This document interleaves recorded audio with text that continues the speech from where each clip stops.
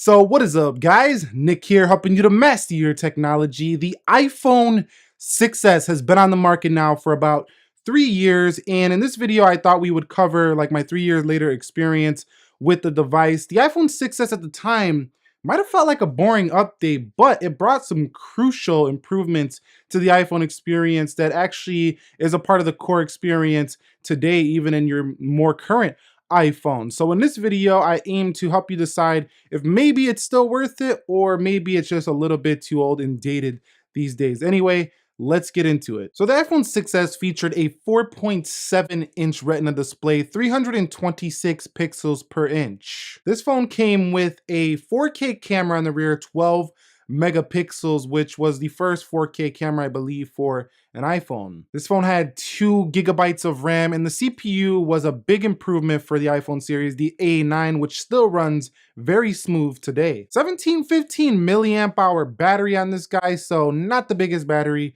but for the size of the phone, not too bad. And finally, iOS 11 is now on board with this phone, and it will be upgradable to iOS 12. And if any history of Apple is any indicator of software, the iPhone 6s should still be updated to the next version of iOS as well. So discussing the design of the iPhone 6s, on the front, it's basically classic iPhone. There's not much different from this in an iPhone 8, but this design is definitely not going to be seen in the newer iPhones. The rear of the phone was pretty similar, if not identical, to the iPhone 6, so nothing really changed up too much in that aspect. 3 years later, using the iPhone 6s, we can still attest to how thin this phone is. At 7.1 millimeters thin, this phone is still extremely thin in comparison to many other phones out there. The antenna lines on both the top and the bottom of the iPhone 6 have always been kind of an eyesore for me.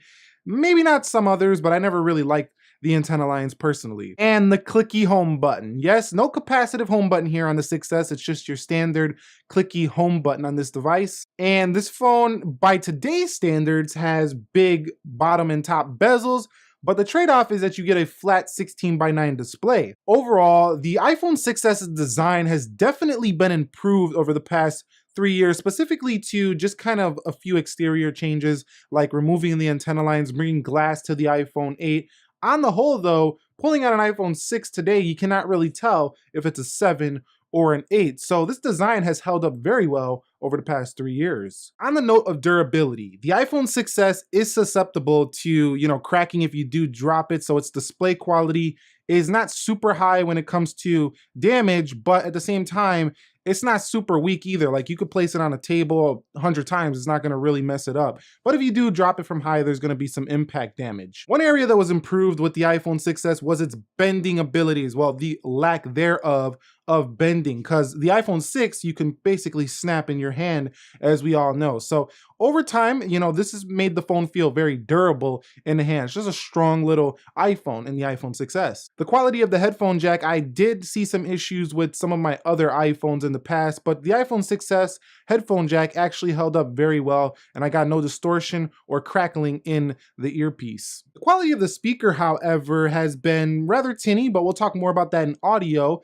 It hasn't, gotten wet or anything like that, so it sounds just like it did day one, but it's not super loud, but we'll talk more about that in audio. And discussing the quality of all the buttons on the 6s, they've all held up very well. I know people have had issues with home buttons maybe getting stuck, but if you get food or some like water in between there, of course that thing's gonna get stuck.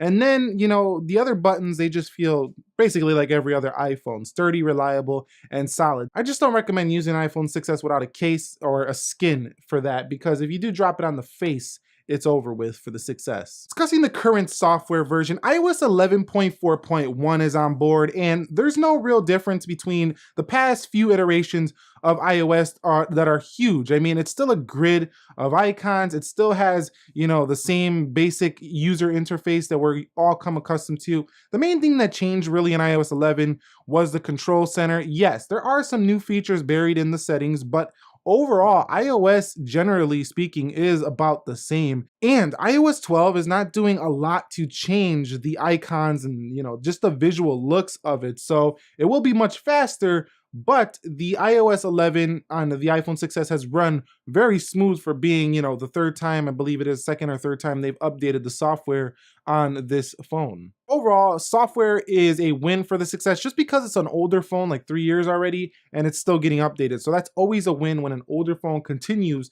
to get an update. Moving on to the topic of performance. Over the 3 years using this, the A9 has held up. What a processor Apple created with this device, because this A9 still can run basically everything today very easily with virtually no lag. Yes, the iPhone 6s is not as snappy, not as fast as an iPhone 8 or a 10, but you would be hard pressed to notice any slowdown or real slowdown in your day-to-day use, even here in 2018 on a 6s or a 6s Plus. And that's basically my thoughts for the performance here. Now, gaming on the other hand, some apps did crash on gaming. I'm not gonna lie to you, with iOS 11, some things seem to be not working quite as well as they used to. But once you download some games that actually are optimized well for the 6S, it loads them pretty quickly and it plays them just fine. I just noticed that this phone gets a little bit hot. On the topic of display, the iPhone 6S, like mentioned earlier, 4.7-inch LCD Retina display with 326 pixels per inch. Now, the only area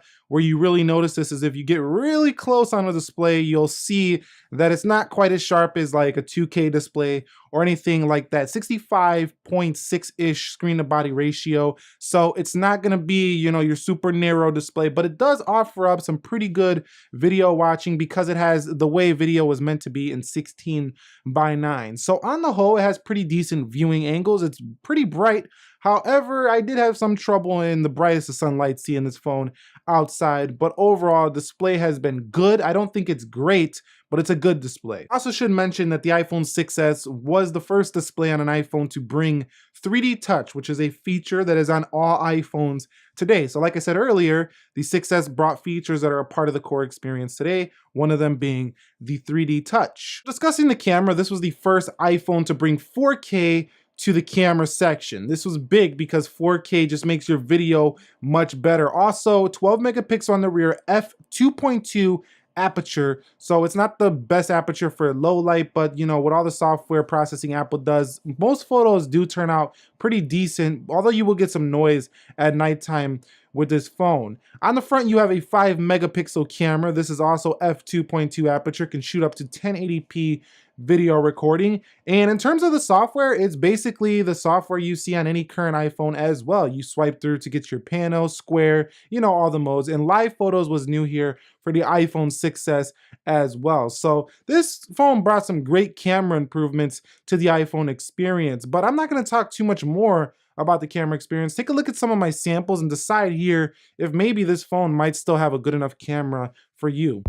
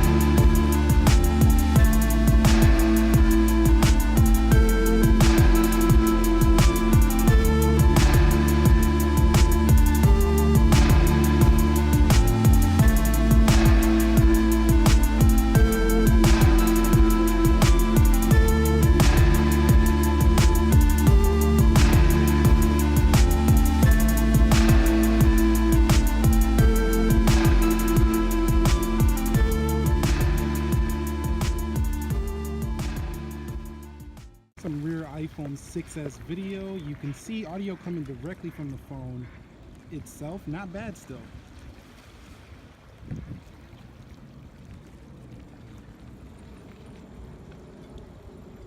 Here's some front-facing video of the iPhone 6s. Again, audio coming directly from the phone itself. You can kind of see how it does with exposure right here. Not bad overall.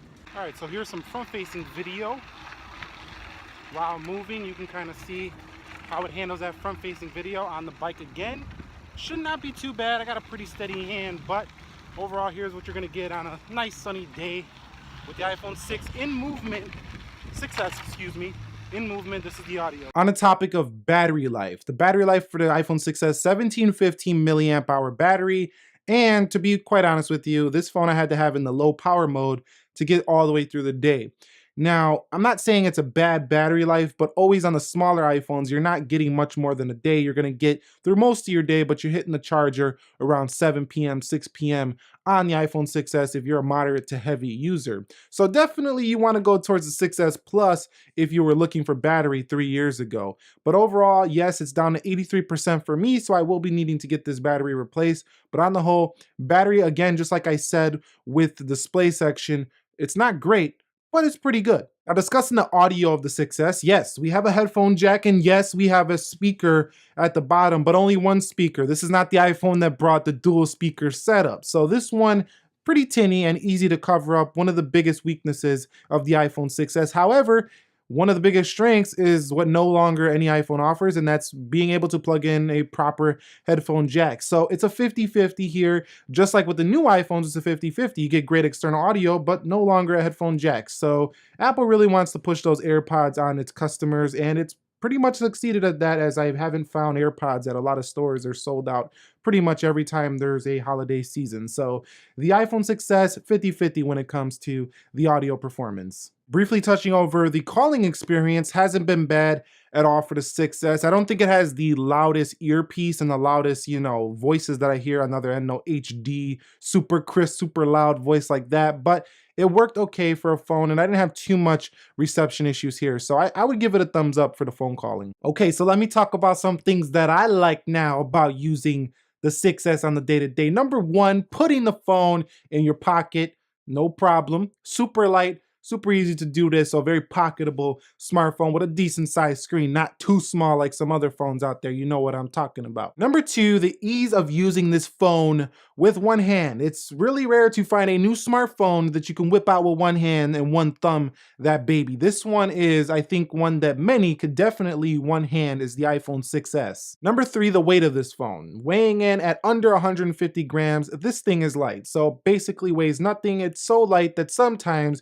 you might not even feel it in your pocket. Number four, the performance. The flat 16:9 panel is something that's going away. It's going to become archaic in a few years, although that is the way video is meant to be, but I think we're going to see narrow displays on all smartphones going forward. Things I don't like, the antenna lines. They're just ugly. I just don't like the antenna lines on the iPhone 6s, never did. The huge bezels. Yes, I know flat display was one of my pros, but having huge bezels is not one of my pros. I don't like having very massive bezels, and on the white model, they look even bigger because they don't blend with the black display. The clicky home button feels rather old in comparison to capacitive home button, and battery life has improved significantly on newer iPhones, making the iPhone 6s a pretty disappointing battery performer. So in conclusion, the iPhone 6s, is it worth it? Well, in terms of the pricing, you have pretty good options here to get this phone at under $300 now. So I think it has a stellar experience for paying under $300 even here right now in 2018. This could be a great side phone if you're an Apple developer developing apps and you just need to use this phone